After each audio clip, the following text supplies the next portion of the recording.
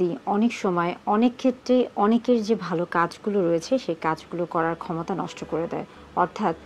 আসক্তি কখনোই ভালো না। যে কোনো আসক্তিই কিন্তু খারাপ এবং মানুষের জীবনে এর ক্ষতিকর প্রভাব রয়েছে।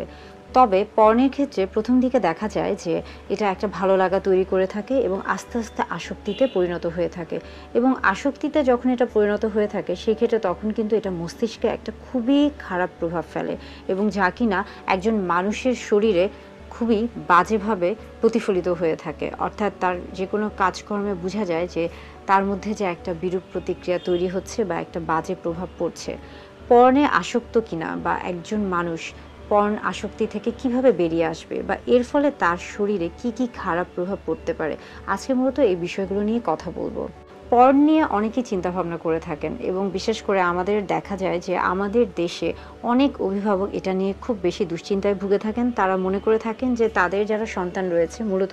বয়ঃসন্ধিকালীন সময়ে সন্তানেরা তারা পর্ন দেখছেন কিনা বা পর্নে আসক্ত হচ্ছেন কিনা, এরকম একটা দুশ্চিন্তায় কিন্তু প্রায় সকল অভিভাবকই থেকে থাকেন এবং এখান থেকে দেখা যাচ্ছে যে তারা কিভাবে বুঝবেন যে তার সন্তান পর্ন দেখছে বা পর্নে আসক্ত হচ্ছে, কিংবা পর্ন দেখার ফলে বা পর্ন আসক্তির কারণে তাদের জীবনে কী রকমের বিরূপ প্রতিক্রিয়া তৈরি হচ্ছে বা এটা কীরকম খারাপ প্রভাব ফেলছে, এই বিষয়গুলো আসলে প্রত্যেকের জানা উচিত। আমরা বলে থাকি যে প্রত্যেক মানুষ যখন ছোট থেকে বড় হচ্ছে বা বয়ঃসন্ধিকালীন যে সময়টা রয়েছে সেই সময় কিন্তু তার শরীরের মধ্যে বেশ কিছু শারীরিক পরিবর্তন দেখা যায় এবং মানসিক পরিবর্তন দেখা যায় এবং একটা হরমোনের পরিবর্তনও কিন্তু আসে এবং এটা খুবই গুরুত্বপূর্ণ। এই হরমোনের পরিবর্তনের কারণে কিন্তু নারী পুরুষ উভয়ের শরীরে অনেক পরিবর্তন আসে, অনেক সময় বাহ্যিক দিক থেকেও আসে এবং অনেক সময় যা কিনা দেখা যাচ্ছে বাহির থেকে, আবার অনেক সময় কিন্তু আমরা বলে থাকি যে ভিতরে একটা পরিবর্তন হয়ে থাকে এবং এই পরিবর্তনটা অনেক সময় দেখা যায় না, বোঝা যায় না, কিন্তু তার মনের মধ্যে তার শরীরের মধ্যে একটা ঝড় তুলে থাকে এবং সেই সময় যদি সেই আমরা বলে থাকছি যে কিশোর কিশোরী অর্থাৎ বয়ঃসন্ধিকালীন সময়ে যদি আপনি ছোটবেলা থেকে বাচ্চাদেরকে সঠিকভাবে সেক্স এডুকেশন না দিয়ে থাকেন সেই ক্ষেত্রে কিন্তু তাদের মধ্যে একটা কৌতূহল কাজ করে। অনেকেই হয়তোবা এই শিক্ষাটা আমরা বলে থাকছি যে যৌন স্বাস্থ্য শিক্ষা বা এই যে শারীরিক শিক্ষা এটা যদি সঠিকভাবে তাকে দেয়া না হয়ে থাকে তার মধ্যে একটা কৌতূহল কাজ করে এবং এই কৌতূহলতার বশত অনেক সময় সে হয়তোবা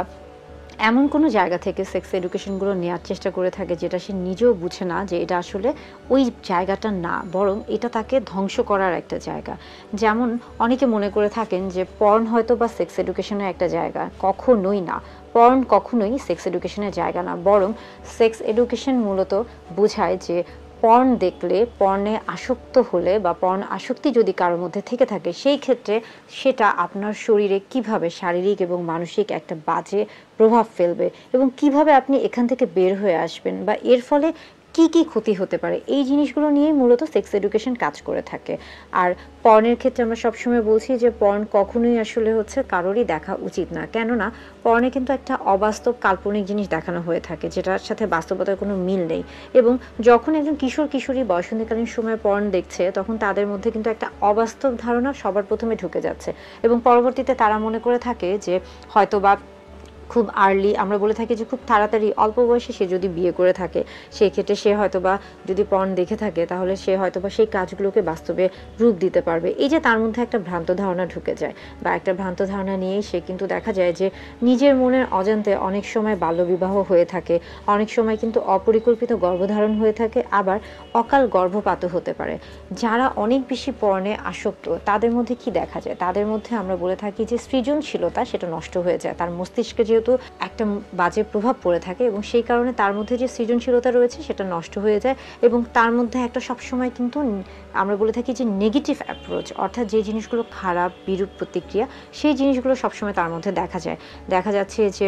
যখন কেউ পর্ন দেখছে বা পর্নে আসক্ত হচ্ছে তখন তার যে আচরণ, স্বাভাবিক আচার আচরণগুলো এগুলোর মধ্যে একটা পরিবর্তন দেখা যায়। মূলত কিশোর কিশোরীদের ক্ষেত্রে তাদের মেজাজ খিটখিটে হয়ে থাকে, তারা কারো কথা শুনতে চান না বা বড়দেরকে সম্মান করতে চান না এবং তারা অনেক সময় খাবারের প্রতি তাদের একটা অনীহা চলে আসে বা তাদের স্বাভাবিক যে জীবনযাপন রয়েছে সেই জীবনযাপন থেকে তারা একটা অন্যরকম একটা জীবনযাপনের দিকে আস্তে আস্তে ধাবিত হতে থাকে। তাদের আমরা বলে থাকি যে অনেক সময় তাদের লেখাপড়ার প্রতি অনীহা চলে আসে, সামাজিক যে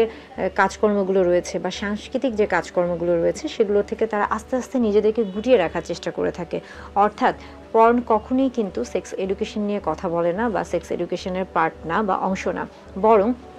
পর্ন দেখলে কিভাবে হচ্ছে একজন মানুষের শরীরে ক্ষতিকর প্রভাব ফেলতে পারে বা ক্ষতিকর হতে পারে সেটা নিয়েই কিন্তু সেক্স এডুকেশন কাজ করছে। যারা অতিরিক্ত পর্নে আসক্ত তাদের ক্ষেত্রে দেখা যাচ্ছে যে অনেকেই কিন্তু অনেক আমরা বলে থাকি যে হচ্ছে দুশ্চিন্তাগ্রস্ত হয়ে থাকে, অনেক বেশি হচ্ছে এতটাই বেশি দুশ্চিন্তাগ্রস্ত হয়ে থাকে অনেক সময় তাদের মধ্যে কিন্তু আমরা বলে থাকি যে আত্মহননের একটা বিষয় খেয়াল করা যায়, লক্ষ্য করা যায়, এবং হয়তোবা সে সবসময় হচ্ছে মনে করে থাকে যে সে হয়তোবা ভালো না বা তার সাথে কেউ মিশবে না, এরকম একটা কিন্তু মনোভাব তার মধ্যে চলে আসে এবং আস্তে আস্তে সে নিজেকে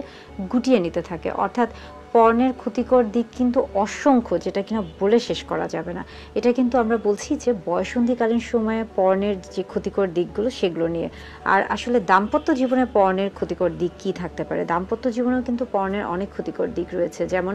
যারা পর্নে আসক্ত বা যারা মনে করে থাকেন যে পর্ন হচ্ছে একটা বাস্তবিক জিনিস, তো ওই কাল্পনিক জিনিসের সাথে তখন সে যখন তার বাস্তবিক যে দাম্পত্য জীবন রয়েছে সেটাকে যখন মিলাতে যায় তখন কিন্তু সে একটা হচ্ছে অসামঞ্জস্যতার মধ্যে পড়ে যায় এবং স্বামী স্ত্রী উভয়ের মধ্যে একটা সমস্যা তৈরি হয়, তাদের দাম্পত্য কলহ তৈরি হয়। অর্থাৎ পর্ন যেমন একদিকে অপ্রাপ্ত অর্থাৎ বয়ঃসন্ধিকালীন সময়ে কিশোর কিশোরীদের ক্ষেত্রে একটা খারাপ প্রভাব ফেলছে, তেমনি প্রাপ্তবয়স্ক নারী পুরুষ বা দাম্পত্য জীবনে কিন্তু এটার প্রভাব অনেক খারাপ। অর্থাৎ কোনো দিক থেকে পর্ন কিন্তু ভালো না। তাই অবশ্যই আমাদের সবাইকে চেষ্টা করতে হবে পর্ন থেকে নিজেকে বিরত রাখার। পর্ন কখনোই সেক্স এডুকেশনের পার্ট না, বরং পর্ন দেখলে কি কি ক্ষতি হয় এই বিষয়গুলো নিয়ে কথা বলাটাই মূলত সেক্স এডুকেশনের অংশ। সুস্থ যৌন স্বাস্থ্যের জন্য অবশ্যই যৌনবাহিত রোগগুলি সম্পর্কে জানতে হবে এবং যৌনবাহিত রোগগুলো মূলত যৌনবাহিত জীবাণু দ্বারা হয়ে থাকে এবং এটা মূলত অনিরাপদ বা ঝুঁকিপূর্ণ সহবাসের কারণে হয়ে থাকে। তাই গর্ভধারণের যদি কোনো পরিকল্পনা না থাকে সেক্ষেত্রে প্রত্যেকবার সহবাসের ক্ষেত্রে অবশ্যই গর্ভনিরোধক বা হচ্ছে জন্ম নিয়ন্ত্রকের যে একটি পদ্ধতি রয়েছে এবং সেটি হচ্ছে কন্ডোম, এটি ব্যবহার করুন। জন্ম নিয়ন্ত্রণের যতগুলো পদ্ধতি রয়েছে তার মধ্যে শুধুমাত্র কন্ডোমই কিন্তু এই যে যৌনবাহিত রোগগুলো রয়েছে বা জীবাণু রয়েছে সেগুলো থেকে আপনাকে সুরক্ষিত রাখতে পারবে এবং এই কন্ডোম কিন্তু নারী পুরুষ উভয় ব্যবহার করতে পারবে। অর্থাৎ এই নিজেকে সুরক্ষিত রাখার ক্ষেত্রে নারী পুরুষ উভয়েরই কিন্তু সমান ভূমিকা রয়েছে। নিজের যৌন স্বাস্থ্যকে সুরক্ষিত রাখতে অবশ্যই কন্ডোম ব্যবহার করুন। একটা গুরুত্বপূর্ণ এক্সারসাইজ হচ্ছে কেগেল এক্সারসাইজ এবং এটা নারী পুরুষ উভয়ের যৌন স্বাস্থ্যকে ভালো রাখতে বা যৌন যে মাংসপেশিগুলো রয়েছে, যৌন ক্রিয়ার ক্ষেত্রে যে মাংসপেশিগুলো হচ্ছে কাজ করে থাকে সেগুলোকে ভালো রাখতে এটা অত্যন্ত গুরুত্বপূর্ণ ভূমিকা পালন করে থাকে। তাই প্রতিদিন সকলেরই উচিত কেগেল এক্সারসাইজ করা, মূলত প্রাপ্তবয়স্ক সময় থেকে যারা হচ্ছে প্রবীণ অর্থাৎ যাদের বয়স বৃদ্ধি পাচ্ছে বা বিভিন্ন কারণে হচ্ছে যারা বেশ কিছু হচ্ছে সমস্যায় ভুগছেন তাদের ক্ষেত্রে উচিত এই কেগেল এক্সারসাইজ নিয়ম অনুযায়ী মেনে চলা।